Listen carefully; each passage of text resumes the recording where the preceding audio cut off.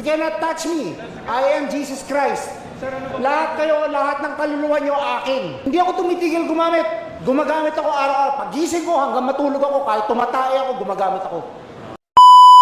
Mao ni karon ang nag-viral nga usa ka lalaking aminadong nakadroga ug matod pa nga nag-iskandalo kini didto sa BGC no dito ni sa Kauluhan. No, matod pa nini nga giangkon niya sa iyahang kaugalingon nga sa pagmata adlaw-adlaw ug bisan pa man kung malibang kini nakasuyop matod pa kini og illegal nga droga. Mao ni karon nga nagpakita nga walay maayong epekto kining maong illegal nga droga sa atong kalawasan. Under the law.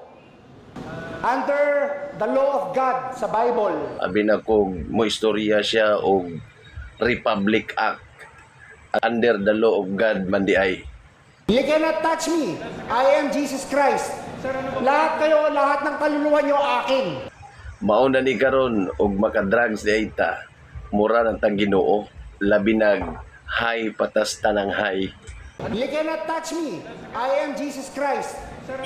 You cannot touch me ha. Ano si Mama Mary? Nanay ko. I am the law. I am the way. Lahat kayo, dadaan kayo sa akin. Sus Mariusip, pildihon pa ni mos Pastor Apollo Kibuloy ni ining I am the way. Ako sa mga kamatanunan no likayan yun nato ang mugamit ni ining illegal nga droga kay wala gyoy maayong epekto ni alang ngadto kanato makahatag lanid kadaot dili lang sa atong lawas lakip na ang atong komunidad.